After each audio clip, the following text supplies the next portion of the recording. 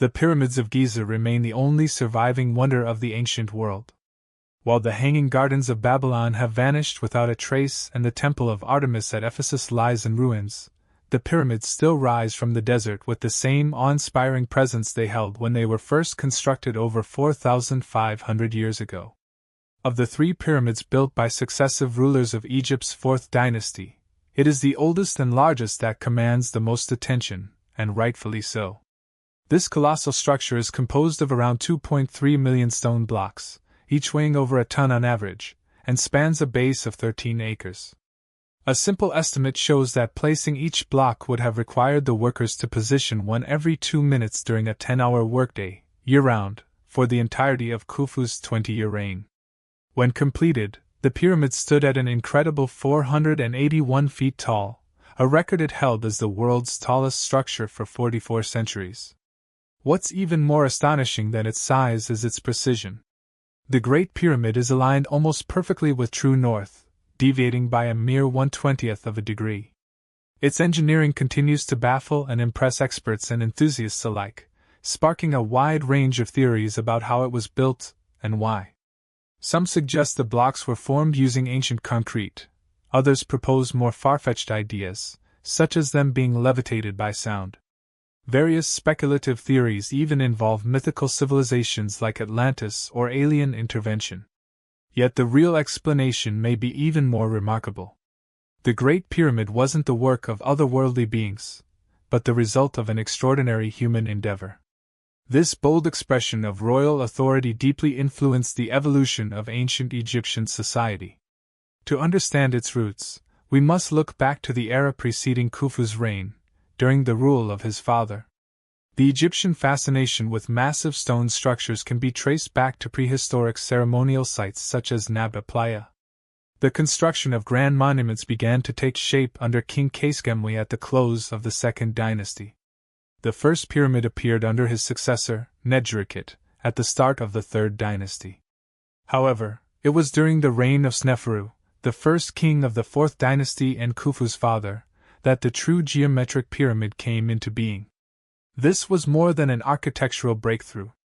As often occurred in ancient Egypt, a new political order was declared first through the king's titles. Sneferu chose the Horus name Neb-Mat, the most ancient and symbolically potent of the royal epithets. Though often translated as Lord of Truth, this phrase carries much deeper meaning. In Egyptian thought, Mat represented a cosmic ideal, truth, justice, balance, and divine order. The term Neb implied not only lordship but also ownership and stewardship. With this name, Sneferu presented a new kind of kingship. No longer merely a dispenser of justice, the king now embodied the very essence of truth. His word wasn't just law.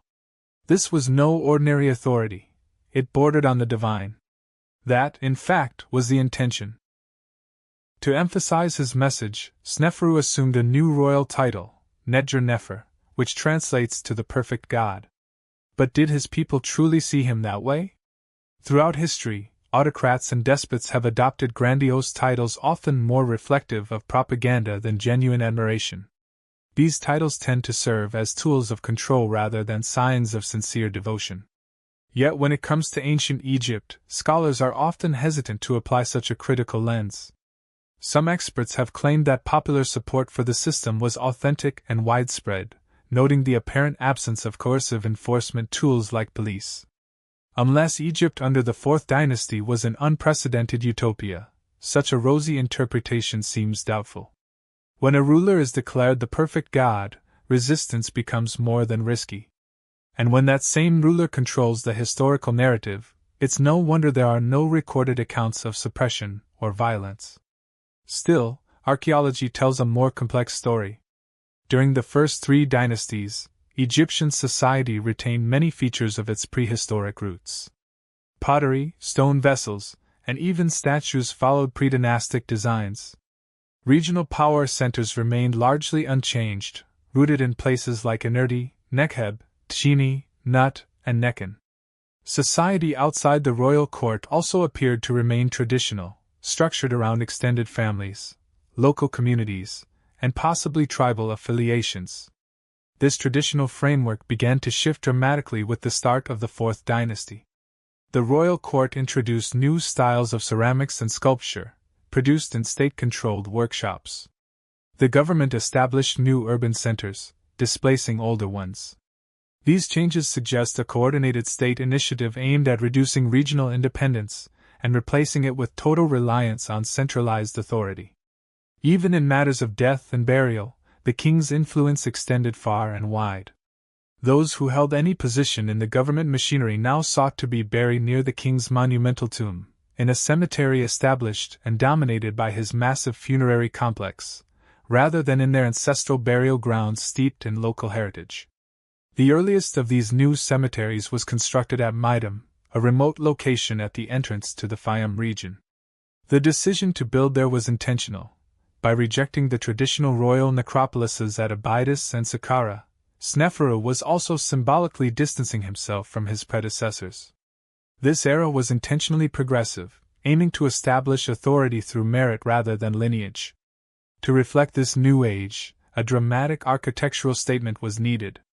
Sneferu's architects and laborers began work on a monument that would eclipse all previous attempts.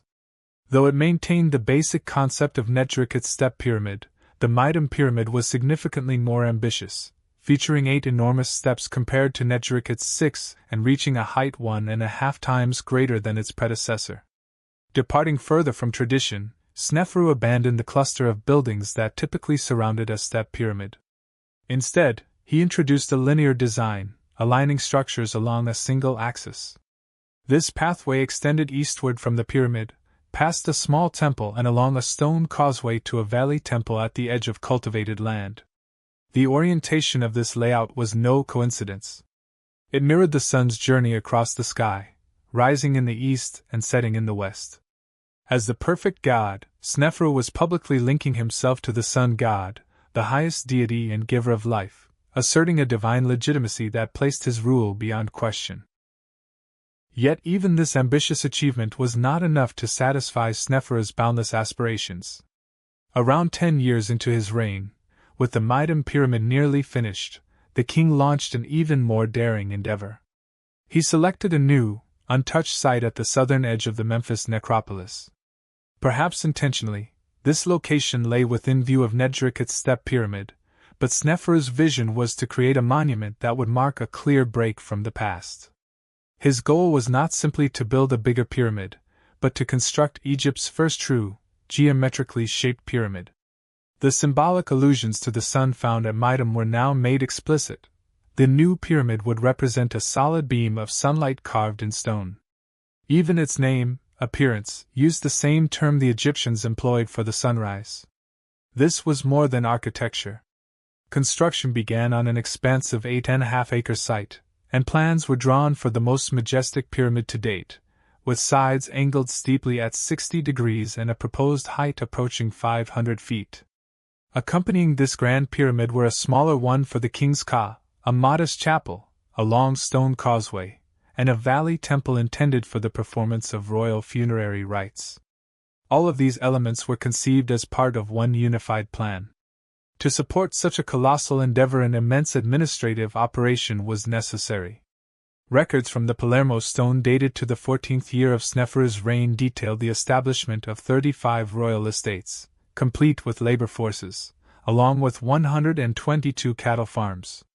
A significant number of these facilities were located in the vast Delta region. One site in particular, Emu, modern Qom el-Hizn, grew into a prominent settlement, showing how state policies reshaped Egypt's population and economy during the Old Kingdom.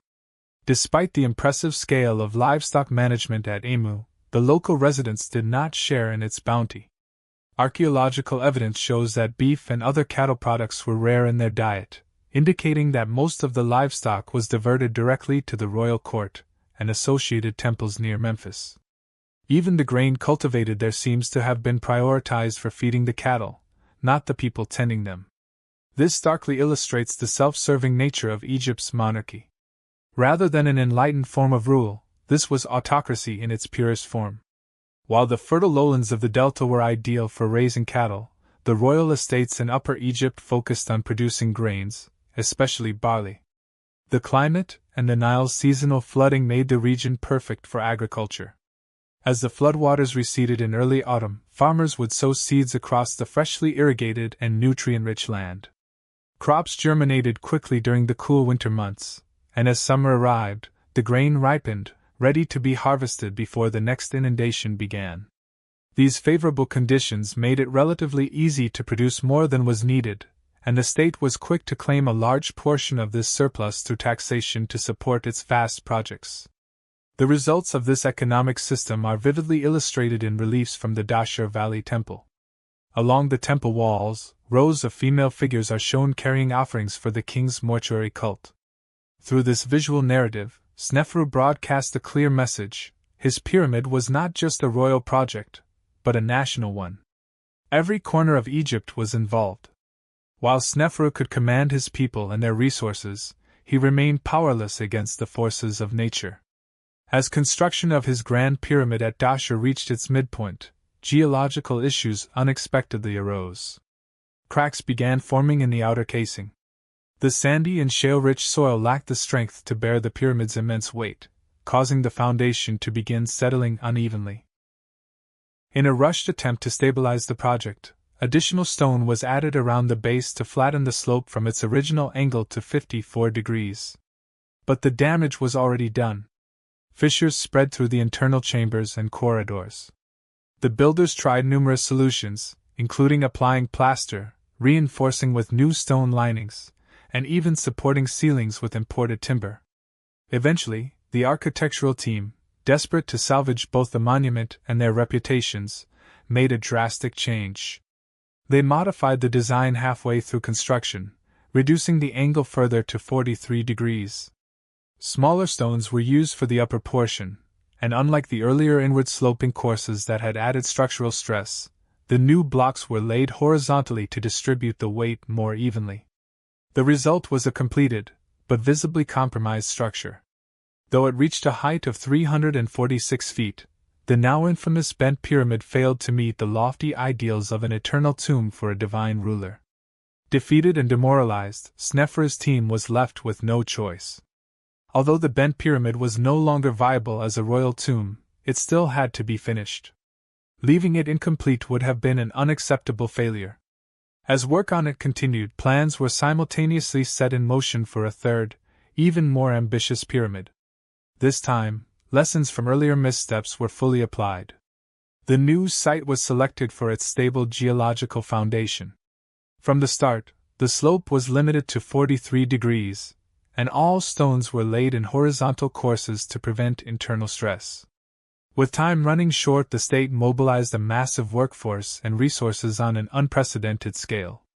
As a precaution, builders also returned to Midam, where they began transforming the original step structure into a true pyramid by encasing it in smooth masonry. At one point, construction was simultaneously underway on 3 separate monuments, an extraordinary demand on Egypt's labor and supply systems. The increase in construction speed was remarkable. During the first 10 years of Snefru's reign, roughly 46,000 cubic yards of stone were laid annually at Midam. This rate more than doubled to 105,000 cubic yards per year during work on the bent pyramid. In his third decade, with operations spread across multiple sites, that number soared to between 130,000 and 200,000 cubic yards annually. Not even Khufu's Great Pyramid, built by Snefru's son, likely surpassed this rate of construction. Calculations suggest that Snefru's third pyramid may have been completed in just 10.5 years.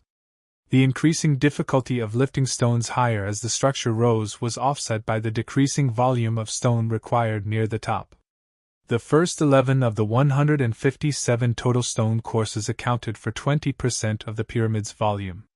By the time workers reached the 66th course, they had completed around 80% of the total volume. Thanks to tireless effort and relentless speed, the Red Pyramid was completed on schedule. At last, the most prolific pyramid builder in Egyptian history had a monument that matched his ambitions. The name Appearance, once applied to the bent pyramid, was now fittingly reassigned to the Red Pyramid, while the flawed predecessor was renamed Southern Appearance, a title that quietly acknowledged its shortcomings.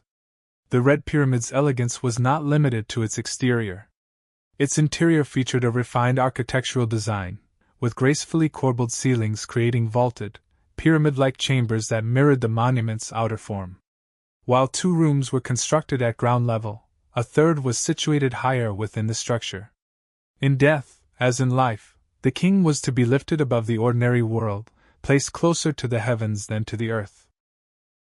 While the craft of pyramid construction was steadily refined under Sneferu, it reached unprecedented heights under his son. Little is known about Khufu as an individual, and the records of his reign are sparse. However, it's likely that he was raised in the shadow of his father's achievements, shaped by a royal environment deeply engrossed in monumental building. Determined to surpass Sneferu's legacy, Khufu set out to create the most magnificent funerary monument ever built. The Great Pyramid of Giza represents the pinnacle of not only Egyptian royal ambition but also the broader human impulse to express absolute power through monumental architecture. On one hand, it is a stark display of unrestrained political and economic authority. On the other, it stands as a singular marvel in the annals of human history. This duality is what continues to captivate us about Khufu's towering legacy. From the very beginning, the Great Pyramid was intended to break all existing limits. Khufu selected the Giza Plateau as the site, a location that, like Dashur, could be seen from Saqqara and had never before been built upon. The area's natural foundation was exceptionally well suited to bear the tremendous load of such a massive structure. The abundant local stone and the seasonal access provided by the Nile during its flooding allowed for the efficient transport of materials to the site from across the country. The king also demonstrated foresight in choosing the man to lead this grand endeavor. Throughout much of the 4th dynasty, the highest roles in the state were typically entrusted to close male relatives of the king, reflecting a deliberate strategy to centralize authority. For the most significant construction of his reign, Khufu appointed a trusted family member. Though Himiyuna's royal lineage certainly gave him access to elite positions, his swift ascent suggests he also possessed considerable talent. At the height of his career, he held an impressive array of titles spanning the royal court, religious institutions, and the state bureaucracy. These included Elder of the Palace, High Priest of Thoth, and even the curious title of Director of Music of the South and the North, which may hint at a personal passion.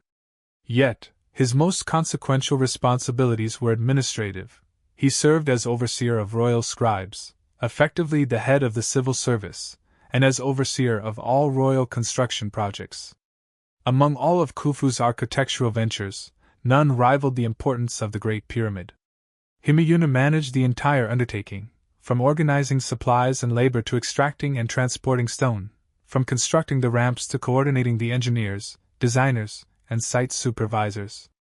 A life-size statue of Himiyunu, discovered in his tomb at Giza, depicts a man relishing the privileges of high rank. His corpulent physique symbolizes his wealth, while his sharp nose and strong jaw convey authority and resolve.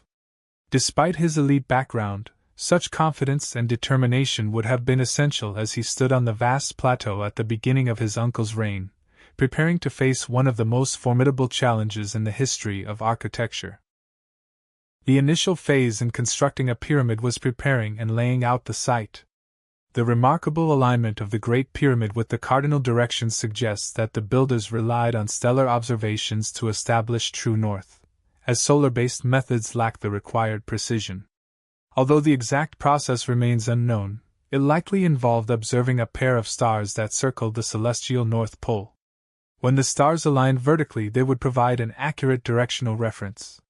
One can envision this ritual being conducted with solemn ceremony, perhaps in the presence of priests, with Himiyunu and possibly the king himself overseeing it. This orientation was essential, as the pyramid's function in ensuring the king's resurrection in the afterlife depended on its precise alignment. After determining the correct orientation and leveling the site, the stage was set for actual construction to begin. While the sheer scale of the project seems staggering by today's standards, Khufu's administration, benefiting from decades of experience building monumental pyramids, likely approached it with pragmatic confidence. The Egyptians managed such enormous endeavors by breaking them down into smaller, more manageable tasks. The workforce was organized into small units, probably composed of about 20 men under the guidance of a team leader. This structure not only improved efficiency but also fostered team spirit and a healthy sense of competition. Larger organizational units are evident in inscriptions that have survived. 10 teams formed a group of 200 men. 5 phils combined to make a gang of 1,000 workers, each with its own leadership and identity. 2 gangs came together to form a crew, the largest labor unit, sometimes bearing humorous or informal names such as the King's Drunkards. This tiered organization mirrored the pyramid's shape itself and served much like a military hierarchy, cultivating pride and identity at every level. Teams competed against one another, phils with phils, and gangs with gangs, all striving for excellence and recognition. It was a brilliant yet straightforward system that kept morale high across a vast labor force. Such motivation was necessary. Over the 20 years it took to complete the Great Pyramid, the labor was grueling, constant, and dangerous. The main quarry, located just a few hundred yards south of the pyramid site, must have been particularly harsh. Workers faced clouds of choking limestone dust, the intense glare of sunlight bouncing off the quarry walls, the constant clamor of tools striking stone, buzzing flies, and the overpowering odor of sweat and toil. New recruits began their service in these harsh conditions, driven by the hope of promotion. Yet even promotion didn't guarantee easier work. Transporting the immense stone blocks from the quarry to the pyramid base was punishing labor. Each block, weighing over a ton, had to be pried onto a wooden sledge, then dragged by ropes along a smooth path to the site. Once there, the stone had to be carefully removed, positioned, and shaped.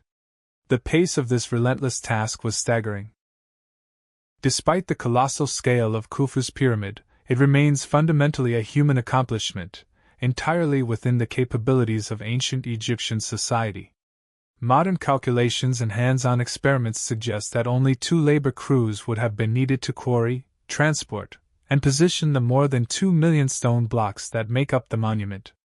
A workforce of similar size may have been necessary to construct and maintain the immense ramps connecting the main quarry to the pyramid and extending upward as the structure rose.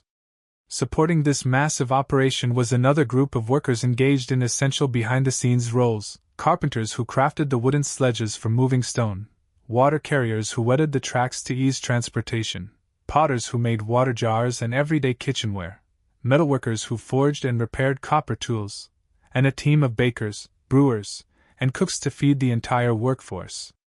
Even with all these contributors, the number of people actively involved in the project at any one time likely didn't exceed 10,000. A core group of skilled workers resided near the pyramid year-round with their families. However, the majority of the labor force consisted of temporary workers who served for a few months before returning to their villages across Egypt. The residential area for these workers offers intriguing insights into their daily routines. During the construction of the Great Pyramid, the main workers' settlement, known as Khufu, settlement of Khufu, was established near cultivated land close to the valley temple. Large deposits of broken pottery, animal bones, charcoal, and ash reveal an area bustling with activity, largely centered around providing meals for the thousands of laborers. Further south on the Giza Plateau, a larger settlement emerged during later dynasties, highlighting the high degree of organization behind pyramid construction. This later town, enclosed by a massive stone wall 30 feet high and thick at its base, was deliberately designed to reflect the hierarchical structure of the workforce. The layout closely mirrored the pyramid-like organization used to manage labor on the construction site. Workers lived in basic accommodations. Rows of earth beds lined the walls of long, narrow barracks, each unit likely housing 2 teams of 20 men. Toward the rear, slightly more comfortable quarters were probably set aside for team leaders. The site overseer occupied a detached villa offering a higher standard of living. Nearby stood a columned hall that likely served as a communal dining area, fostering solidarity and fellowship among workers. Given the demands of such intense physical labor, the workers required a diet high in protein. Each day, butchers processed up to 11 cattle and 30 sheep or goats to provide fresh meat, supplementing the standard fare of dried fish. Meanwhile, numerous bakeries churned out vast quantities of bread and beer. Grain, the cornerstone of their diet, was strictly rationed and securely stored. Granaries and silos were located in a royal administrative complex protected by double enclosure walls at the edge of the town, ensuring careful oversight. Although camaraderie and a sense of shared purpose thrived among the laborers, there was always a clear reminder of their ultimate duty and allegiance. One of the most captivating questions about Khufu's massive construction effort centers on its purpose. What drove such an extraordinary display of architectural ambition, engineering expertise, and administrative coordination? What could compel 10,000 people to dedicate 2 decades to building a man-made mountain of stone? The straightforward explanation often offered by Egyptologists focuses on the ideology of divine kingship. In this belief system, the pharaoh was viewed as the intermediary between mortals and the gods, the upholder of cosmic balance, and the guardian of Egypt's prosperity and order. Under such a worldview, it's plausible that citizens would willingly contribute their labor to a monumental royal project as a way of honoring and preserving the sacred bond with their ruler. Perhaps so. It's also true that pyramid construction could have functioned as a form of social welfare, offering employment. And it's likely that laborers were better treated than the myths of slavery suggest, provided with shelter and sustenance. Supervisors may have even inspired a sense of pride in the workers by emphasizing the nobility of their mission. Still, the reality on the ground tells a harder truth. The working conditions were grueling, and the labor was not voluntary. When officials arrived in villages to conscript men for state service, it was unlikely to be met with celebration. Life on the Giza Plateau was harsh. The skeletal remains of workers reveal numerous injuries, all signs of relentless physical strain. Accidents were likely common, and many must have died during the construction process, though official records remain silent on such losses. So if the Great Pyramid wasn't exactly a unifying national endeavor that inspired collective pride, what was it? The more uncomfortable answer is that it served as the ultimate demonstration of absolute authority. Throughout history, authoritarian rulers have shown a fascination with vast, imposing structures. Consider the Palace of the People built by Nicolae Ceausescu in Romania, or Felix Khufu at Boini's oversized basilica in the remote forests of Ivory Coast. Khufu's Great Pyramid stands as the most ambitious and enduring example of this obsession with grandeur. Unsurprisingly, he later gained a reputation as a tyrant consumed by ego, indifferent to the cost in human lives. The Greek historian Herodotus, writing centuries later, painted a grim picture of Khufu, accusing him of plunging Egypt into despair. According to Herodotus, Khufu closed all temples, banned religious practices, and forced his people into servitude for his own glorification. He claimed that the Egyptians could scarcely speak of Khufu without expressing hatred. This dark legacy wasn't lost on later rulers. When Napoleon Bonaparte invaded Egypt in 1798, he made his way directly to Giza and addressed his troops at the foot of the pyramid, declaring, "Soldiers of France, 40 centuries look down upon you." Beyond its immense scale and seeming permanence, what truly distinguishes the Great Pyramid is its extraordinary precision and sophistication. Its alignment with true north is astonishingly accurate. Even more remarkable are the slender shafts that extend from the burial chamber outward through the solid masonry, stopping just short of the pyramid's exterior. Once mistaken for ventilation channels, these shafts had a far more symbolic function.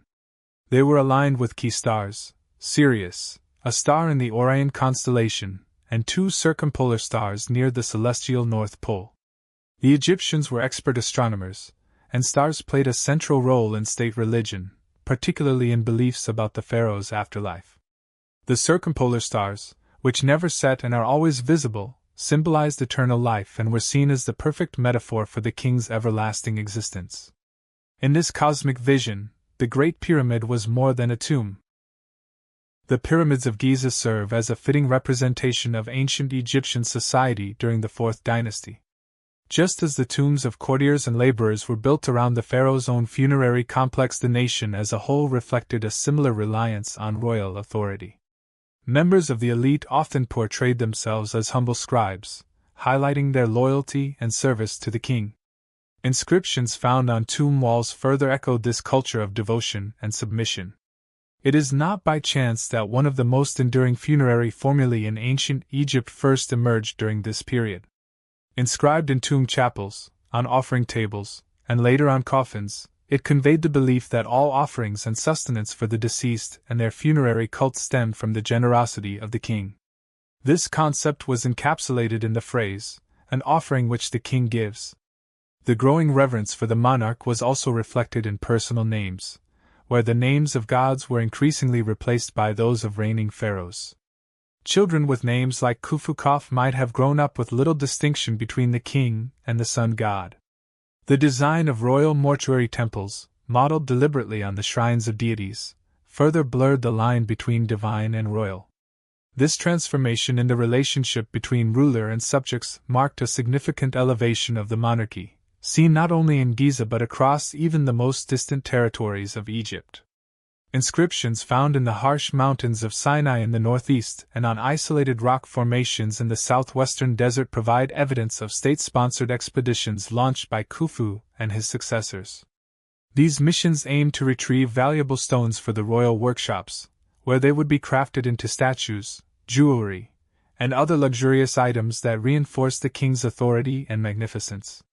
The extravagant, even decadent, nature of Khufu's court is perhaps most vividly illustrated by two tombs discovered near the Great Pyramid. One belonged to a dwarf named Pernyanku, who likely entertained the king and his family through singing and dancing, similar to a jester in a medieval court. Such scenes of celebration and indulgence in the royal palace stand in stark contrast to the lives of laborers who, after a day of grueling work on the Giza Plateau, returned to their cramped quarters to rest. The second tomb contained belongings intended for the king's mother, offering a rare glimpse into the lifestyle of royalty during Egypt's fourth dynasty. Djedefra, wife of the famed pyramid builder Sneferu and mother of Khufu, was likely a royal daughter herself. Her elevated status was reflected in her luxurious way of life. She traveled in a gilded chair adorned with ebony panels and gold-inlaid hieroglyphs that listed her numerous titles: Mother of the Dual King, Follower of Horus, Advisor to the Ruler, and the Gracious One, whose every word was obeyed. If these titles accurately reflect reality, it seems Djedefra may have been the only person Khufu answered to. The impression of a mobile royal household is further supported by the other furnishings in her burial chamber, including a bed with a detachable canopy and two compact chairs. The furniture was elegant and simple, yet finely crafted from rich materials, designed for easy transport and assembly. This combination of refinement and mobility captured the confident yet understated opulence that characterized the Fourth Dynasty. Among her most cherished items were her jewelry boxes, one of which was custom-made to hold 20 silver bracelets. A depiction of Djedefra in her traveling chair shows her wearing 14 of these bracelets along one arm. At the time, silver was more valuable than gold.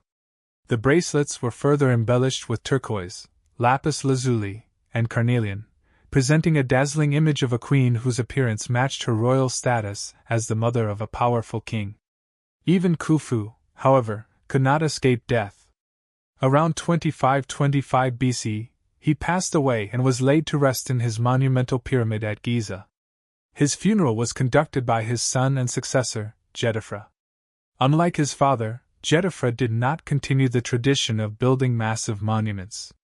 He chose to construct a smaller pyramid at a new location on the northern edge of the Memphite necropolis. There may also have been a deeper reason for this relocation. The site faced the city of Unu, the major center of the sun god Ra's worship. Djedefra appeared deeply devoted to Ra, embracing the sun's radiance as a metaphor for supreme royal power. He aligned himself with this symbolism, seeking to establish a divine connection between king and sun god that paralleled the monumental legacy of his father. His name, meaning Ra speaks, publicly reinforced this association, and he took the unprecedented step of adopting the title Son of Ra. This marked a clear departure from older traditions that centered on Horus, the falcon god, and signaled the dynasty's intent to redefine kingship on its own terms. Under Djedefra's rule, the cult of Ra rapidly gained prominence, eventually becoming the most influential religious movement in Egypt. Ra himself rose to an unparalleled position in the Egyptian pantheon. The two dominant themes of 4th dynasty kingship converged in the reign of Djedefra's younger brother and successor, Khafra, who came to power around 2500 BCE. He returned to Giza and built his pyramid beside Khufu's, but cleverly selected a slightly higher elevation. Although his pyramid stood slightly shorter than Khufu's, it appeared taller due to its position. A grand causeway descended from Khafra's pyramid to the valley temple, which was clad in polished red granite, a stone strongly linked to solar symbolism. Inside, the temple featured a hall paved with brilliant white calcite, symbolizing purification, and was surrounded by 23 life-size statues of the king. These depicted Khafra seated in majesty, with the falcon god Horus perched behind his head in a protective stance. Each statue was sculpted from a single block of black and white banded gneiss, transported from a distant quarry in the western desert. With carefully managed lighting, the effect must have been extraordinary. Yet Khafra's most iconic creation was still to come. He ordered the carving of a natural rock outcrop near his valley temple into the form of a colossal reclining lion with a human head. This majestic sculpture symbolized Khafra's fusion with the sun god and repositioned the entire Giza complex around his own monument. In doing so, Khufu's son not only equaled the Great Pyramid. 3 generations of immense effort went into the pyramid-building enterprises, reshaping Egypt but also placing a heavy burden on its resources. Khafra's successor, Menkaure, was the last to build at Giza. His pyramid was significantly smaller, rising only 216 feet and possessing just a tenth of the volume of Khufu's. Architects tried to compensate by lavishly using red granite, transported from the southern regions, and by constructing a more expansive temple where Menkaure's funerary rituals continued for centuries. Still, the era of giant pyramids had ended. Future kings would need new methods to assert their dominance. An Arabic proverb says, "Man fears time, but time fears the pyramids." The Great Pyramid remains one of the most ambitious architectural feats of antiquity. Khufu, its builder, stood as a towering figure of his age. Yet, in a twist of archaeological irony, the only surviving image of him from his own era is a small ivory statue barely 3 inches tall. Found in the ruins of a temple at Abydos, the figure shows the king seated, wearing the red crown and holding the royal flail. While the symbols of authority are unmistakable, the size is strikingly modest. Once viewed as an autocrat, Khufu has, over time, been quite literally reduced in scale by history. In a crucial respect, the seeming stability of the Pyramid Age was largely a facade. Beneath the surface of royal grandeur, there were signs of internal discord within the ruling family. Amid dynastic tensions during the height of the 4th dynasty, subsequent rulers of the Old Kingdom took deliberate action to reassert control over royal succession. These measures eventually laid the groundwork for a different form of kingship and a new social order that would emerge over the next 3 centuries, following the end of pyramid construction at Giza. Considering that Egyptian pharaohs commonly had multiple wives, it is hardly unexpected that their children would compete for influence, as would the mothers themselves. Although such internal power struggles are absent from official records, which aim to portray an image of unshakable royal harmony, subtle clues hint at these hidden rivalries. These include notably brief reigns amid otherwise steady dynastic rule and abrupt policy changes, such as the shift of royal burial sites from Giza to Saqqara at the close of the 4th dynasty. After the uninspiring reign of Menkaure's heir, Shepseskaf, a new ruling house emerged. The 5th dynasty began with King Userkaf. From the beginning of his reign, he sought to mark a distinct new era, establishing himself as a reformer of governance and kingship. His choice of burial site made this break clear. Disregarding Shepseskaf's unconventional tomb design, Userkaf returned to the classic pyramid structure. More importantly, he located his pyramid at the edge of the ancient step pyramid complex of Djedefra, Djoser, a monument already 2 centuries old and revered. In doing so, Userkaf drew a direct connection to a legendary figure of Egypt's past, signaling that, like Djoser's reign, his own would signify a renewed beginning. Yet Userkaf's vision of kingship diverged sharply from the image projected by earlier pyramid builders. While the massive tombs of Djedefra and the 4th dynasty kings embodied raw political dominance, Userkaf placed greater emphasis on the sacred dimension of his role. His pyramid, modest at just 161 feet tall, was overshadowed by a more groundbreaking structure, a dedicated sun temple at Abusir, situated between Saqqara and Giza. This bold innovation was as significant in its own way as the step pyramid had once been. The sun temple, named Nekanare, consisted of a walled stone compound with a symbolic mound at its center. It was built to highlight the pharaoh's unique and divine connection to the sun god. Ra ceremonies were conducted in its open-air courtyard, where offerings were made under the sun's rays on an altar placed before the mound. According to period hieroglyphs, the mound may have even supported a wooden perch, allowing the sun god to descend and rest. Appropriately for a structure dedicated to the foremost deity, the sun temple had its own estates and priesthood, functioning as a major institution in its own right. In fact, offerings intended for the royal mortuary temple were often routed through the sun temple, symbolically sanctifying the supplies before they reached the king's cult. In this way, the sun temple acted as a divine intermediary, reinforcing the sacred legitimacy of the pharaoh's rule. The sun temples commissioned by Userkaf and his successors during the 5th dynasty represented a bold shift in how Egyptian kingship was portrayed. As the monarchy could no longer afford the massive expenses of building colossal pyramids, it sought new ways to affirm its authority and prominence atop the social hierarchy. This transformation involved elevating the king's image even further from that of ordinary mortals, drawing a closer and more defined connection between the ruler and the divine realm. In the earliest dynasties, royal ideology had centered on the king as a living embodiment of the ancient sky god Horus. During the 4th dynasty, Djedefra had introduced the title Son of Ra, establishing a symbolic link with the sun god. Building on these theological innovations, Userkaf physically manifested his relationship with Ra, eventually being remembered in popular tradition as the actual offspring of the solar deity. This shift marked a transition from overt displays of political dominance to more subtle, religiously grounded assertions of royal power. This symbolic separation of the king from his people extended beyond theology. During the 4th dynasty, tombs of high-ranking officials had surrounded the royal pyramids at Giza, their closeness to the king's tomb reflecting their courtly status. But in the 5th dynasty, a deliberate separation emerged between the sacred ruler and his subjects. In death, as in life, the king was placed apart from commoners. While a new burial ground for elite officials was created at Saqqara, those of lesser rank were relegated to Giza. Meanwhile, the royal tombs themselves continued to move further away, with Userkaf's successors relocating their pyramids to Abusir. This physical distancing reflected deeper shifts in governance. In earlier periods, top administrative roles were held exclusively by royal family members. From Snefru through Menkora, every vizier had been a prince, and many heads of construction also came from the royal lineage. In a significant and far-reaching reform, Userkaf broke from this tradition by appointing men of non-royal birth to the highest offices in government. The reasons for this policy change were both ideological and practical.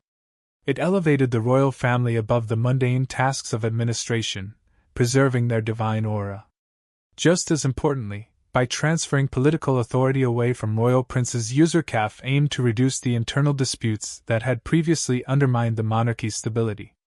This reform gave rise to a new class of skilled bureaucrats who attained their positions through merit as much as through connections.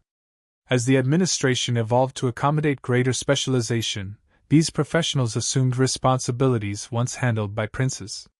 Unlike members of the royal family who could hold multiple roles by virtue of birth, professional administrators needed to focus on specific duties. From this point on, it was these capable commoners who became the driving force behind the machinery of the Egyptian state.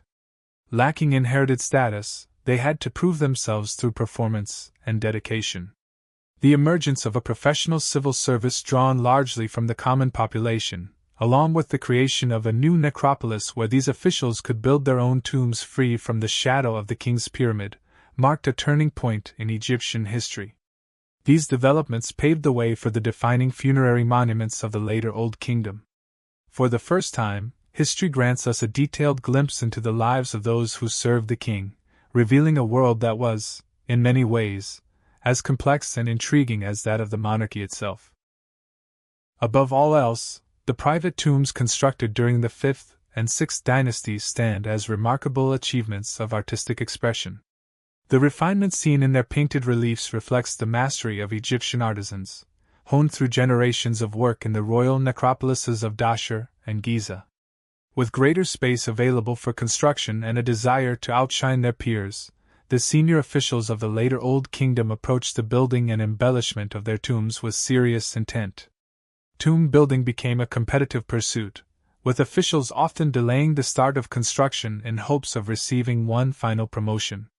Special emphasis was placed on decorating the tomb chapel where family members and visitors would bring offerings to the deceased statue. In contrast, the burial chamber, hidden below ground, was usually given only minimal decoration. The phrase "if you've got it, flaunt it" would have resonated strongly with these ancient individuals. Certain motifs were standard in tomb decoration. While an elaborate tomb served as a symbol of personal prestige in the competitive world of the Old Kingdom bureaucracy, its primary purpose was always spiritual, to protect and sustain the eternal soul of the departed. The most crucial scenes were those showing the creation and presentation of offerings, from essential items like bread and beer to luxurious goods such as fine furniture, jewelry, and wine. While these depictions offer rich insight into ancient Egyptian agriculture, craftsmanship, and cuisine, their main goal was not documentary. Instead, they functioned as a magical safeguard. According to Egyptian belief, if the actual grave goods were depleted or destroyed, these images would come to life and provide the deceased with an endless supply of all necessary items. The rows of offering bearers, shown endlessly moving toward the false door that linked the chapel to the burial chamber, were believed to be magically activated to serve the tomb's owner forever. Given the dual purpose of a tomb chapel, it is no surprise that the imagery presents an idealized vision of Egyptian life. Artists were not asked to portray reality, but to create a version of life as the tomb owner wished it to be remembered. The artwork was intended to uphold the existing social structure. For instance, the tomb owner is often shown as a towering figure, dominating each scene, while his servants are rendered at a much smaller scale, often not reaching above his knees. This use of hierarchical proportion, while odd to modern sensibilities, perfectly captures the Egyptians' preoccupation with rank and social position. Another defining characteristic of tomb art is its intentional sense of timelessness. There is little narrative development, scenes seem frozen, disconnected from time and space. Moments such as childhood, marriage, or career advancement are rarely depicted, as including them would mean preserving those stages for eternity. Instead, only the culmination was considered worthy of eternal commemoration in visual form. While scenes from tombs may not serve as accurate records of daily life, they do offer a vivid glimpse into the aspirations and fantasies of Egypt's ancient elite.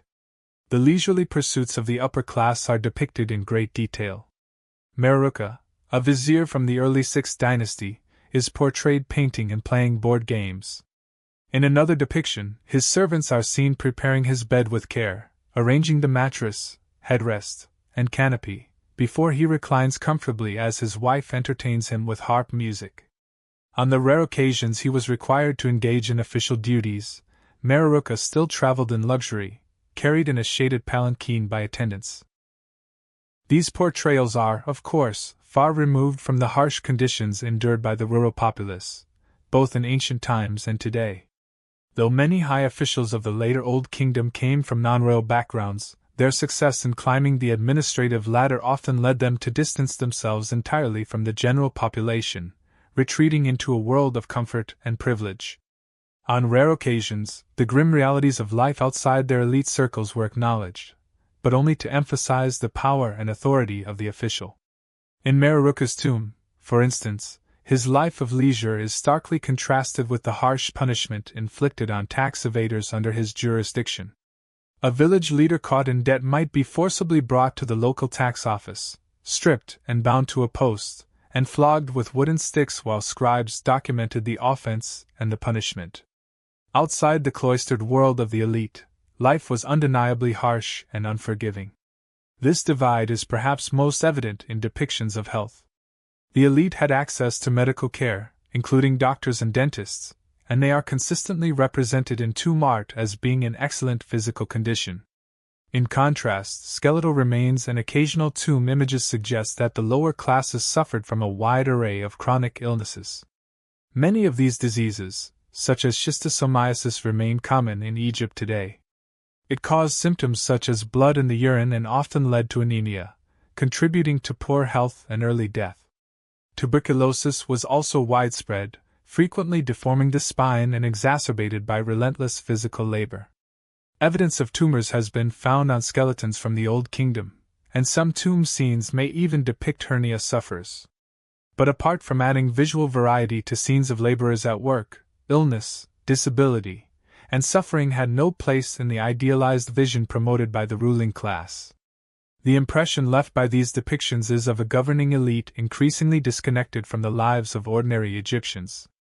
Some tomb owners, like Mereruka and his predecessor Khejemni, did hold influential posts such as vizier. Yet many others gained their privileged positions not through administrative expertise but through proximity to the king. Irikapta, for example, served as the head of palace butchers, a role central to royal dining, and his tomb at Saqqara suggests the king prioritized fine meals over efficient governance. Similarly, twin brothers Nyanknum and Khnumhotep, who jointly served as royal manicurists, were rewarded with a lavish tomb for their attentive grooming of the king's hands. Even Kentika, a vizier, owed his advancement less to his political skill than to his intimate service to the monarch. His roles included managing the king's wardrobe, overseeing his attire, guarding the secrets of the bathroom, and even supervising the royal breakfast. In a court immersed in indulgence and ceremonial privilege, the grandest tomb of the 5th dynasty at Saqqara was not built for a statesman or an overseer of public works but for Tai, the chief of palace hairdressers. Tai's tomb was an architectural marvel, featuring a large open courtyard bordered by columned porticos on all sides, a long corridor leading to additional chambers, and a dedicated room for his statue. Tai's opulent final resting place reflects a broader truth. Even though the administration had technically opened its doors to those outside the royal family, personal favor with the king remained the most effective route to power and prestige. Despite political reforms, the old traditions of patronage and privilege still held firm. The long-standing tradition of social advancement through royal favor is perfectly illustrated by the life of Hatshepsut, who lived around 2400 BC and held the distinction of owning the largest private tomb from Egypt's 5th dynasty. A pivotal moment in his career came when he entered into a second marriage. This union instantly elevated him into the innermost ranks of the royal court. His enhanced status was soon reflected in the expansion of his tomb, including the construction of an impressive entrance hall supported by columns. However, such a rapid rise in prestige came with personal costs. Hatshepsut appears to have disinherited his firstborn son from his earlier marriage, likely in favor of the children from his second, royal union. In his world, allegiance to the crown outweighed familial loyalty. The administrative reforms introduced at the start of the 5th dynasty, intended to separate the royal family from the daily functions of government, inadvertently gave rise to a bloated and increasingly arrogant bureaucracy. By the dynasty's midpoint, government roles had become so numerous that a formal hierarchy had to be established to clarify levels of privilege and importance. But as these officials grew in influence, they began to pose a challenge to the king's exclusive hold on authority, a development that could not go unchecked. Around 2350 BC, near the end of the dynasty, the monarchy initiated a sweeping administrative overhaul aimed at cutting down the number of bureaucrats and reining in their expanding influence. A key element of this reform was the decentralization of power, with more duties assigned to provincial officials. While the intention was to reduce the cloud of court insiders, this shift inadvertently weakened the central authority of the state. The long-term effects of this policy would prove profound and destabilizing. Once granted a share of authority, the bureaucratic class was not easily restrained. In fact, the very group of officials whose careers shaped the later phase of the Old Kingdom would eventually contribute to its downfall. As the elite class left its imprint through a series of richly adorned tombs, the kings of the 5th dynasty focused on creating their own architectural legacy. The successors of Userkaf paid tribute to the sun god Ra through their royal names and constructed their pyramids at Abusir, close to Userkaf's sun temple. Though these pyramids lacked the size and solid construction of their 4th dynasty predecessors, they were lavishly and artistically decorated in line with the aesthetic preferences of their time. Sahura's pyramid complex alone featured an astonishing 12,000 square yards of relief carvings. These decorations introduced new themes, including depictions of deities offering foreign captives to the king and a goddess nursing the pharaoh. The refined taste of the royal court also emerged in the strategic use of contrasting stones. Sahura's Valley Temple, for example, included red granite dados and palm frond-shaped columns, a black basalt floor, upper walls made of fine white limestone, and a ceiling painted dark blue with gold stars to evoke a night sky. The entire covered causeway ascending the escarpment was lined with reliefs, and the walls of the adjacent mortuary temple were similarly adorned. The result must have been visually breathtaking. The mortuary temple served not only as the spiritual heart of the pyramid complex but also as the sanctuary for the king's statue, which was central to the religious rituals during his life and forever after. In reality, however, few of these cults endured for more than a few generations beyond the pharaoh's death. Still, a remarkable collection of papyrus documents has survived from 2 mortuary temples at Abusir, offering rare insight into the daily workings of a royal funerary cult in the Old Kingdom. These records reveal a culture heavily invested in meticulous record-keeping, prioritizing procedures and routines over actual care and quality. In Neferukara's temple, the staff operated on a monthly rotation. At the start of each 30-day cycle, incoming personnel were required to carry out a detailed inspection of the temple and its contents.